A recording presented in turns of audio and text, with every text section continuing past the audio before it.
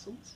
The 12 apostles reflected it to the hedonistic, to the Gentiles, and to the Jews. And those who embraced it would embrace the Christ and would embrace the salvation that comes with embracing the Christ. Those who didn't are lost, floundering, and for millennium are still walking around waiting for something to happen that's not about to happen. So what you're doing is very much on that order. I dare not blaspheme and make you a Christ. It's just that what you're doing is what God would have his people do for his people. And that very few people get illuminated with this. You're a rare breed in that this concept that you're mothering in, is going to tap into souls. It's going to tap into a spiritual awakening, a reckoning, a reasoning that people will embrace, because the only other answer is to discredit it. It's like C.S. Lewis with Lord, Liar, or Lunatic when he asks about the 3 credentials for Jesus Christ. Either you believe he was the Lord, because he said so, or he was a lunatic because he wasn't the Lord and he didn't know it and he was crazy, or he was a liar, he knew he wasn't the Lord and he was lying to people to get them to do what he was.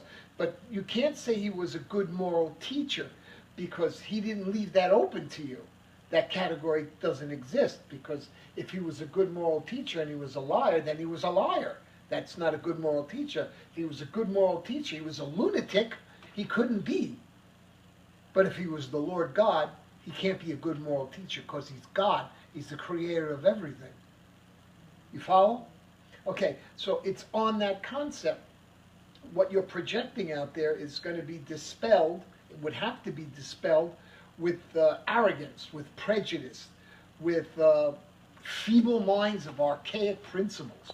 They wouldn't be allowed to indulge themselves in knowing that there is such a simple light of truth emitting from the Secret Genius Project, that there is a brilliance that's on the horizon, that you can't deny the train coming down the track and the whistle and all the other metaphors. A storm is coming.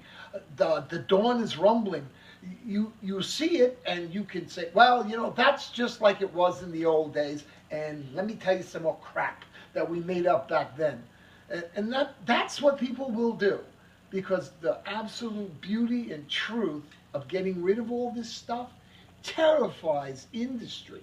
It terrifies the lobbies and the powers that be, the pharmaceutical industry, the researchers, the foundations that raise money for the researchers. I mean, all this will circle the drain when we all get to the light and realize that there are answers here that are not so technical and high-priced. And your product illuminates this to the world. And with that, I don't know what else to say except let them find it, let them study it, embrace it, work with it for a while, and if their lives are still as trashed out and garbaged as they were before you started, I guess they weren't ready. And I think that's what Jesus came to say.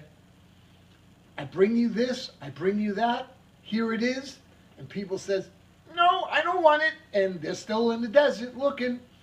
So, you know, you can't make people do the right thing. You can't make people get well. You can't make people let go of their ego.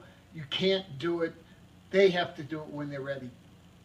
And hopefully you'll have some great pointers and inroads on where you can like change habituation from dysfunctional to the highest level of functioning.